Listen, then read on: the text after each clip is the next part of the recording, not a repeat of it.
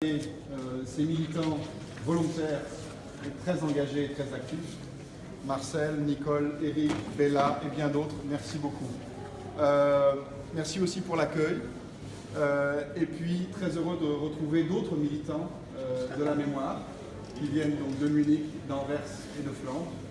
Voilà. Je voulais simplement, effectivement, en me présentant, Bertrand Vert, j'ai la particularité à la fois d'être de Bruxelles.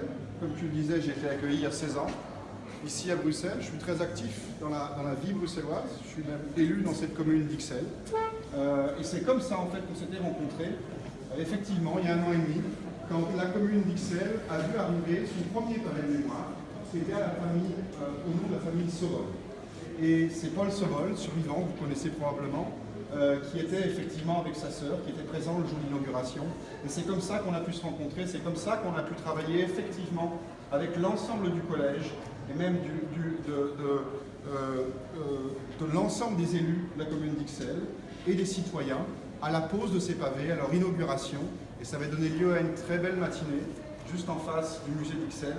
Je vous invite, si jamais vous allez voir une exposition au musée d'Ixelles, traversez la rue et vous verrez les 5 pavés au nom de la famille Sobol. Effectivement, ces pavés de mémoire donnent toujours lieu à des rencontres surprenantes. Et je dirais, il donne l'occasion, effectivement, de sensibiliser les autorités politiques locales, mais aussi toute la vie locale, la vie communale. Et ça, c'est vraiment très significatif. Et nous, ici à Ixelles, depuis, on développe tout un travail. Donc, l'échevin en charge de l'éducation ou de l'enseignement a développé tout un travail avec les écoles qui n'existait pas auparavant. Travail centré sur la Seconde Guerre mondiale et sur la Shoah.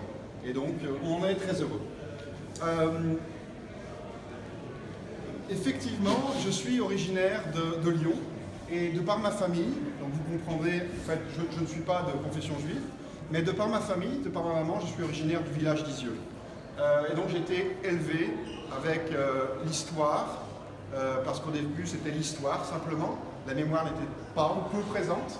Et puis la mémoire, et puis le processus juridique qui a eu un rôle crucial dans l'histoire et dans la mémoire des enfants d'Isieux, puisque le bourreau des enfants, Klaus Barbie, le responsable de la SS de Lyon, qui a commandité l'arrestation et la déportation des enfants d'Isieux, des 44 enfants et des 6 accompagnateurs, a donc été arrêté en Bolivie, comme vous le savez peut-être, au début des années 80, puis extradé en France et enfin jugé à Lyon en 87, où il a été condamné pour crime contre l'humanité et condamné à la prison à perpétuité, où il est mort 2 ans après. Et suite à ce procès-là, qui a eu un rôle très important, c'est là où on voit que le processus judiciaire a aussi des rôles très importants dans la mémoire, dans la construction de la mémoire, au-delà de l'histoire. Eh bien, est arrivée et s'est développée la maison d'Isieux, qui a été ouverte en 1994. Et depuis lors, Isieux travaille essentiellement en direction du public jeune, des collégiens, lycéens, qui viennent de France, mais aussi d'Europe entière, et même d'Israël et d'ailleurs, pour étudier, comprendre ce qui s'est passé à Isieux et refléter à partir de là sur le monde tel qu'il est aujourd'hui. Je voulais ajouter par rapport à ça qu'à Isieux, il y a une centaine d'enfants qui sont passés en fait. Donc, comme vous le savez, il y a eu un certain nombre d'enfants survivants, enfants cachés, rescapés. La maison d'Isieux a été ouverte par l'OSE, l'œuvre de secours aux enfants, au début de l'année 1943. Et entre le début de l'année 1943 et le 6 avril 1944, une centaine d'enfants sont passés. Sur cette centaine d'enfants, en fait, 13 étaient originaires de Belgique. Et sur ces 13 originaires de Belgique, eh bien, il en restait 10. Il en restait 10 le 6 avril 1944. Donc sur 44 enfants arrêtés le 6 avril, 10 étaient belges. Et c'est sur ces 10 belges, il y en avait 7 d'Anvers.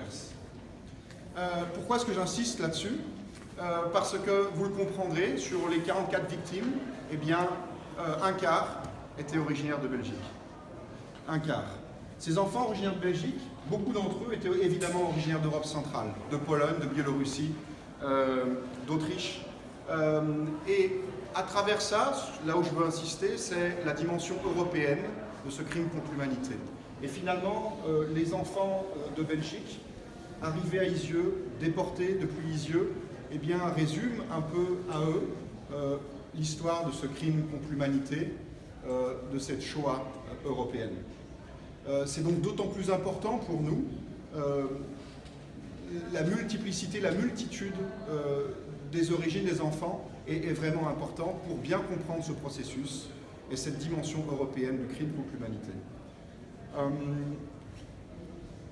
Maintenant, on a pu déjà déposer 2 pavés à Bruxelles et 3 à Liège. Tu l'as rappelé, Eric. Ces pavés, encore une fois, et là je veux insister sur la dimension symbolique et de rencontre et du travail qu'ils arrivent à provoquer. C'est tout à fait étonnant. Nous, en tant qu'organisation, institution de mémoire et de pédagogie, on se rend compte de la force de ces pavés, de la force des histoires qu'ils racontent et des rencontres qu'ils provoquent. On l'a vu ici à Bruxelles, il y a des écoles bruxelloises. Pour le coup, les 2 pavés ont été posés à Saint-Josse et à Scarbeck. Donc vous comprenez vite qu'on ne parle pas de Uccle, qu'on ne parle pas d'Ixelles, mais on parle des lieux où peut-être les tensions dans notre société sont les plus importantes, où les enjeux de mémoire et de pédagogie sont les plus importants. Et bien à travers ces pavés-là, on a provoqué ces rencontres. On est allé à la rencontre de ces écoles, de ces enfants, de la diversité bruxelloise. Et c'est vrai que ce sont des petites pièces, des petites œuvres d'art qui permettent ça, qui permettent la transmission et la compréhension et le travail avec les enfants. Et donc ils sont tout à fait étonnants. Et donc parmi les nombreux dispositifs de pédagogie et de mémoire que l'on a, les pavés, ces petits pavés de mémoire, ont un rôle bien particulier. Et nous, de l'expérience pédagogique, ils ont vraiment un rôle important. C'est d'autant plus important donc d'arriver un jour à les poser en rue. Comme tu le disais, le fait qu'ils soient présents sur l'espace public aussi, c'est tout un symbole. L'espace public, on y va, on y passe, on bute sur le pavé, on se pose une question, et en même temps, le processus de pause nous fait rencontrer la famille qui vit là dans cette maison aujourd'hui. Et il y a tous ces processus-là qui s'engagent et qui sont d'une grande valeur mémorielle. Je terminerai en disant que par rapport à l'action et à la démarche mémorielle militante dans laquelle on s'inscrit, qu'est-ce que nous on peut apporter, Lisieux? On peut évidemment apporter notre notoriété, notre histoire, notre travail qu'on fait aujourd'hui, mais aussi on peut apporter tout le soutien peut-être, et ça aussi c'est important, des autorités publiques françaises, qui sont très sensibles et très impliquées dans la pose de ces pavés de mémoire. Là, je parle en particulier de l'ambassade de France en Belgique, du consulat de France en Belgique, du député des Français du Benelux, qui nous ont accompagnés sur les poses de pavés à Bruxelles et à Liège, et qui, je le sais, sont très déterminés aussi à nous aider. Et je pense aussi en particulier au lycée français, celui de Bruxelles avec lequel on travaille déjà, et celui d'Anvers avec lequel aussi on travaille. Donc c'est des pistes, et donc sachez qu'on sera toujours à vos côtés, avec vous, pour arriver à faire en sorte que ces pavés retrouvent finalement le sol et qu'ils soient déposés devant la maison de ces enfants. Merci beaucoup.